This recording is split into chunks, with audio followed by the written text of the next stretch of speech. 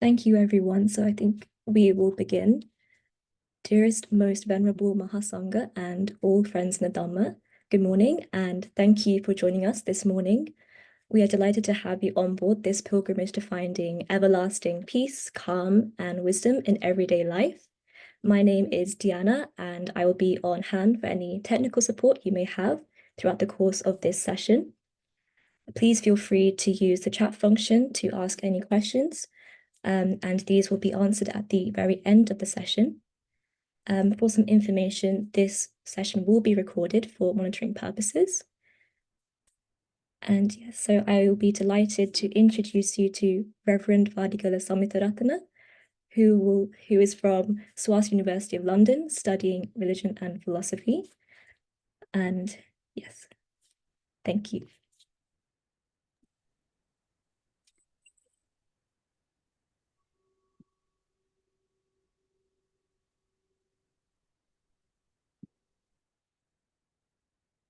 Sadhu, sadhu, sadhu.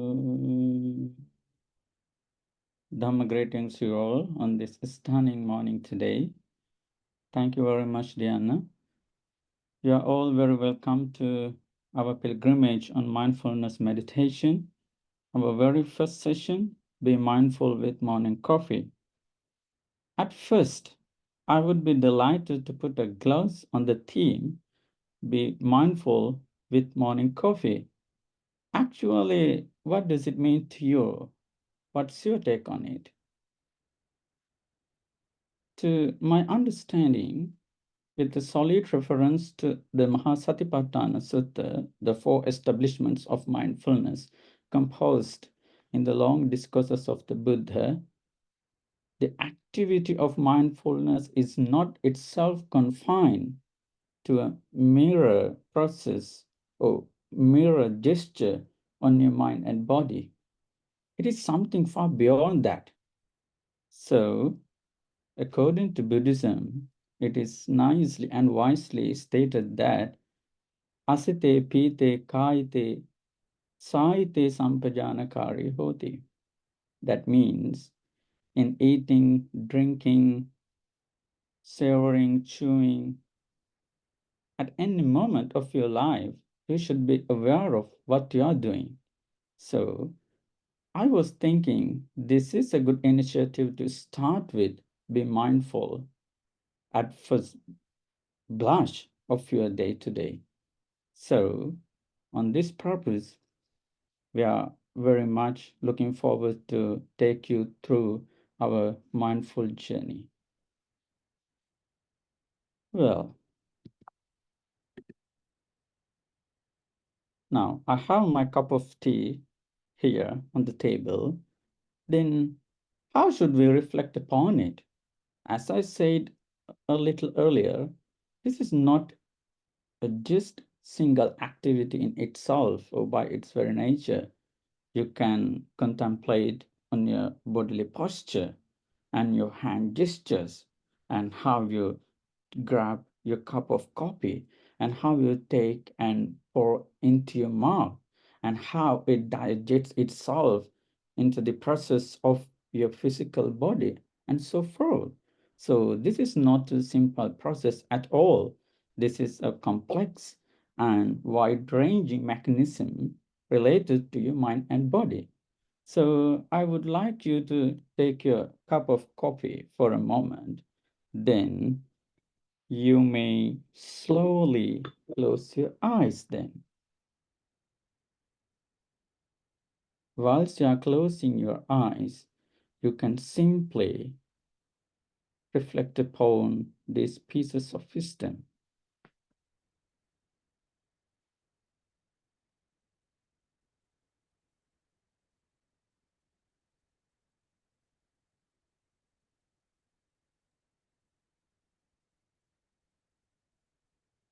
After deep breath,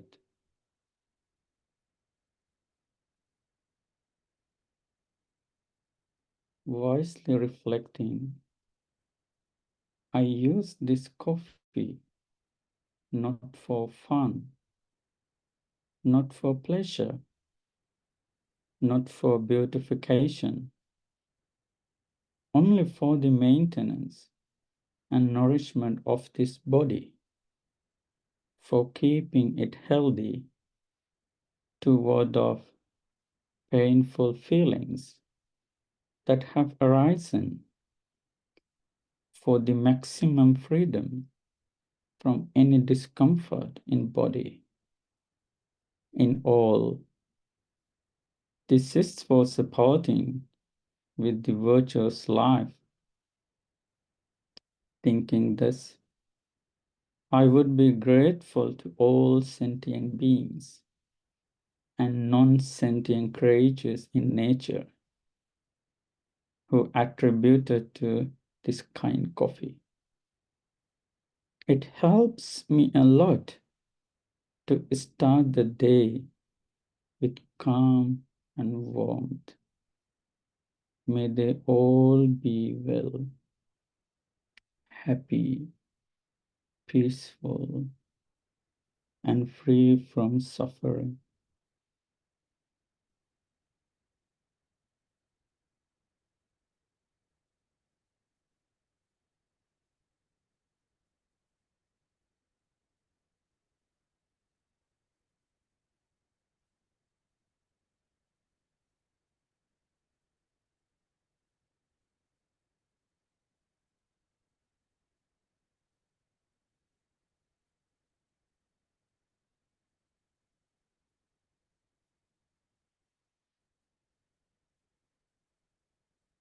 Well, thanks a lot indeed. Please feel free to enjoy your cup of tea during our session with the insightful notion of that. Okay, so during our sessions, it's my pleasure to take you through the Dhammapada, which is one of the profound teachings of Buddhism. The Dhammapada, a little introduction owing to your own understanding, it simply means the Buddha's path of insight or wisdom. In literature, this is composed of 26 chapters and 423 verses. Then, step by step, we delve into it while sowing the seeds of compassion and wisdom on the grounds of your mundane life. Because I am pretty sure it brings you a light of hope in the realm of humanity to nurture and flourish your life with the dawn of sunrise today. Well, so by reference to this principal text or encyclopedic work on Buddhism, the Dhammapada, today we are going to simply learn in a concise manner the first verse. This is the Pali text on it. The first chapter is called Yamaka Vagga, the twin verses. Please give me a second to recite this stanza for your own sake. Mano pumbang gama dhamma mano settha mano maya manasa che paduttena bhasati va karoti va tato nang dukkhamang veti chakkang vahato padang. Well, so what's the meaning? This general meaning is essentially based on the purity of your mind, your mental cognitive process, and its relevance to your day-to-day activities by and large. So, mind precedes all mental status of your life. This is absolutely made by your own mind, thoughts, feelings, and emotions, that kind of your internal faculties through your mind-body elements. Then, with an impure or defiled mind, if you tend to speak or act, or at least think of something, then in fact, you will be followed by suffering, like the wheel that follows the foot of the ox. This is a nice analogy, isn't it? To understand ourselves, the impurity and purity, and its subtle connection to our mind-body phenomenon. In all, I should say that we have to deeply embark upon the subtle nature of reality through the waves of your mind, how it's being purified and defined. Let's see it. Explanation 1. Absolutely. In the soil of Buddhism, it is strongly put forward that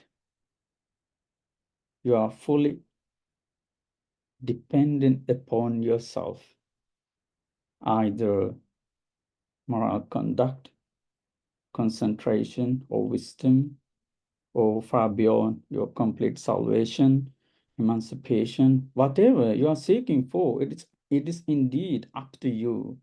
You are the person who is seeking for it. Then you should be capable of achieving it. No one can grant it for you. No one can gift it for you. You are not gifted by the complete salvation or emancipation in your life at all. You should work on it. It's your duty. It's your responsibility.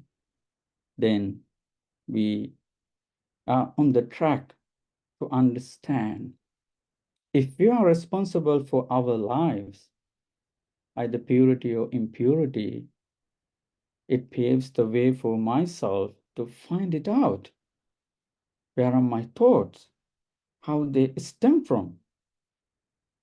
If you work with impure, bad, cruel, and guilty thoughts, feelings, and emotions, absolutely, then you are headed towards bad, violent, and unfortunate results throughout your lifetime. That's why this analogy said it is very much important to notice that.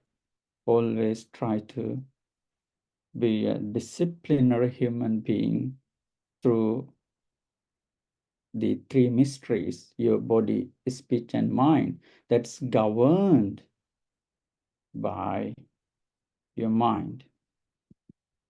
So it is well known argument, the mind-body controversy. However, according to my understanding, rather than the duality of mind and body, there are kind of two ways of understanding the existence of human life, like the two sides of the same coin, your subjective elements and objective elements. For example, please look at this feather.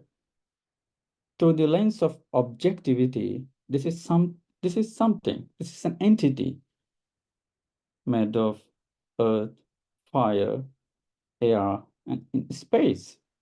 Or in other words, electron, proton, positron, and such forth. However, when it comes to perceive and conceptualize through the mental mechanism, this is said, oh, this is a feather. So in the same vein, we perceive the world and conceptualize many things. For this reason,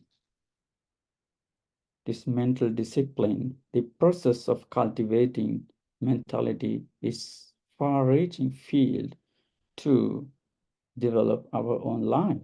It brings you a deeper sense of calm, peace, joy, and wisdom, whilst putting aside your desire, hatred, illusion, and delusion in your overall life.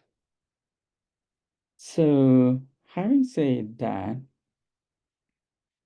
now I am moving to the mainstream of our session. That's mindfulness and loving kindness meditation.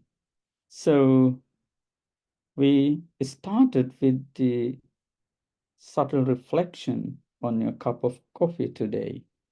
Then we are now coming through the first verse of the Dhammapada, the path of wisdom, and we learned how predominant your mind is in your life. So, overridingly, it is playing a vital role in your life to find either calm or peace. You have to touch upon the soil of your mind. That's where we should work on. Then, wherever you go, you are with it, the sense of mindfulness.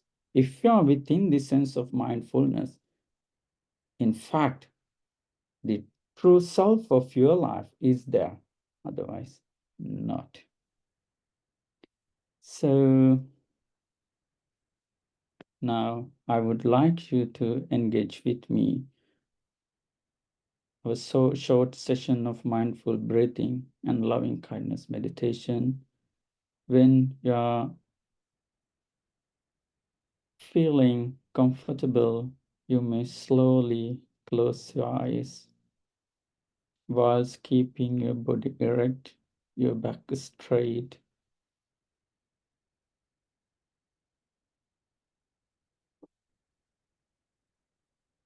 I will guide you throughout this session.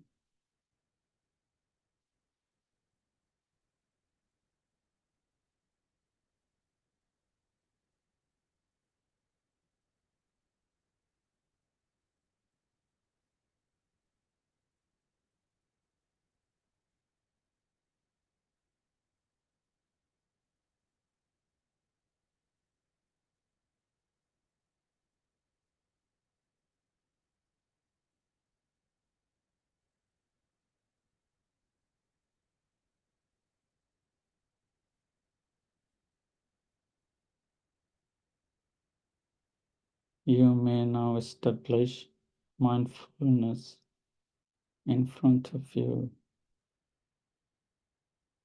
You're supposed to well spot how the breath comes into your body and how it goes away from your body. This is all happening through your nostrils. While paying attention to your nostrils,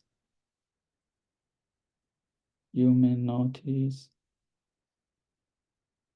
and watch how it comes up, how it passes away.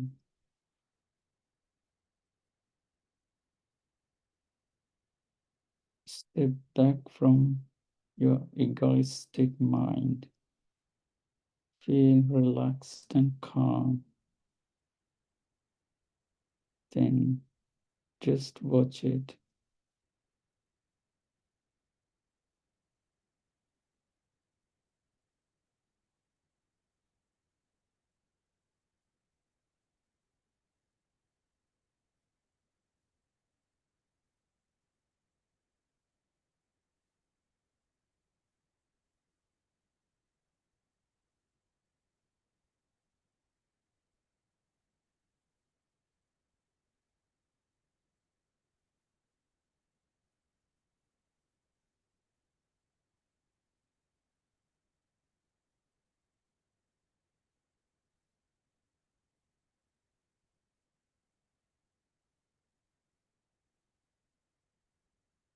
Now we may slowly drill down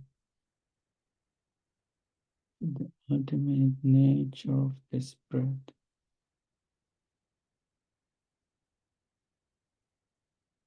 Breathing in,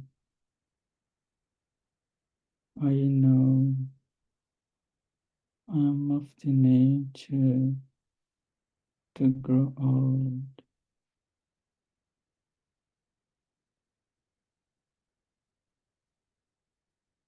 Breathing out, I know I cannot escape old age.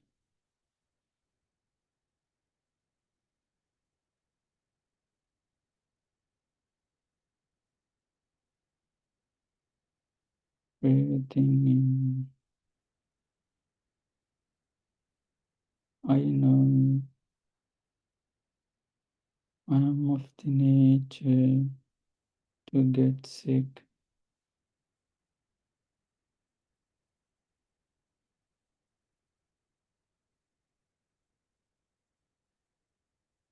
Breathing out,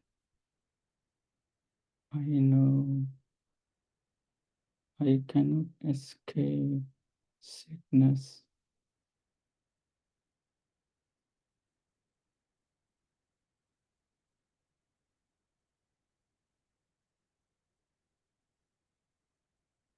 Breathing in, I know I am of the nature to die.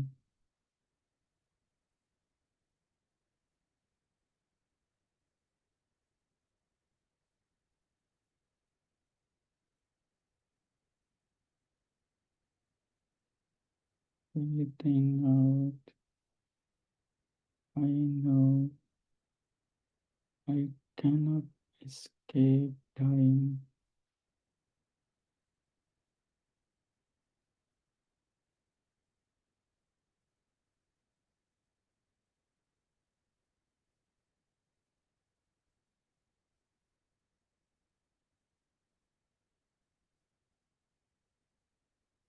Breathing in, I know I will have to let go of everything and everyone I cherish in this life.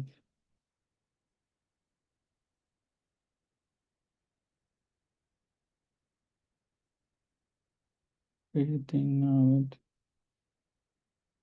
I know I cannot bring them along.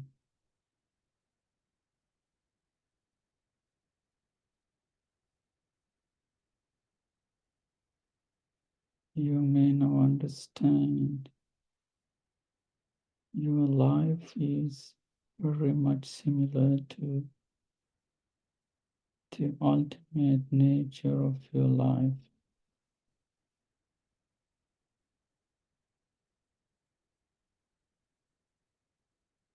It is almost bound up with the subtle waves of your breath.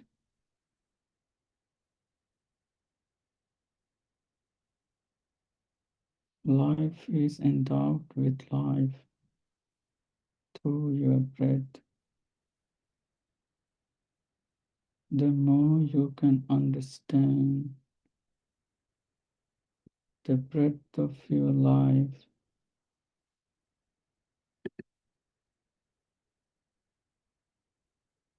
you will realize the greater sense of calm and wisdom within your life.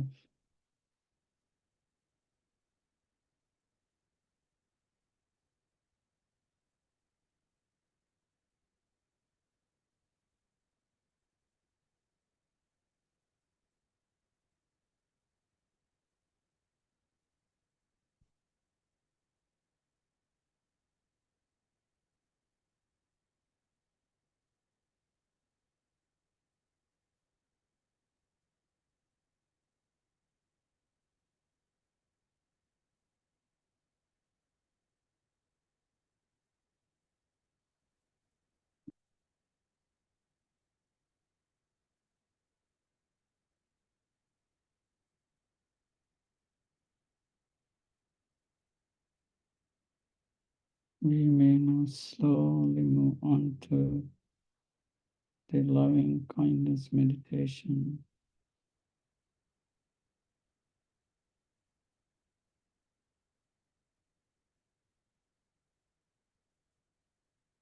By the spirit of this great merit, may I be well, happy, peaceful, and free from suffering.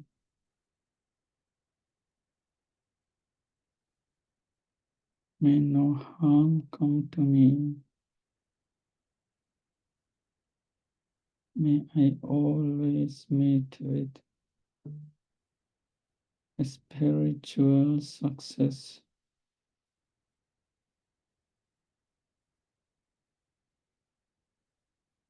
May I also have courage, patience, determination, and understanding to meet and overcome inevitable difficulties, problems, and failure in life.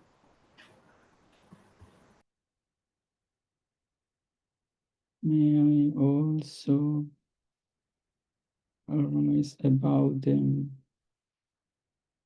with morality, integrity, forgiveness, compassion, mindfulness, and wisdom. By the spirit of this great merit, may all living beings and non-sentient creatures on earth be well, happy, and peaceful. Finally, free from suffering. May no harm come to them. May they also have courage, patience, determination, and understanding to meet and overcome inevitable difficulties, problems, and failures in life. May they also arise above them with morality, integrity, forgiveness, compassion, mindfulness, and wisdom.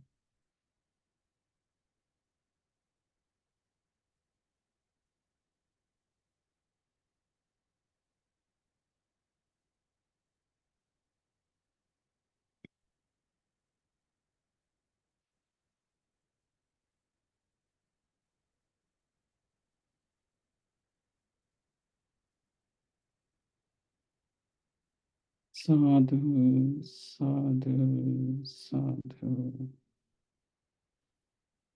Thank you very much, dear all friends in the Dhamma. This was our very first session of our online series of pilgrimage on mindfulness meditation. So we hope that you enjoyed it very well out of compassion, loving kindness, and wisdom. I also believe that this was helpful to grab your morning with mindfulness and wisdom. So we are running out of time actually. Then, having illuminated the spirit of compassion, loving kindness, and wisdom, we all wish you a good day that is gifting you calm, peace, joy, and wisdom in your life. With that notion, we say Sadhu, sadhu, sadhu. Thank you very much for coming along here today. You are also very welcome to attend our in-person sessions and online sessions organized by the Oxford Buddhist Society in due course.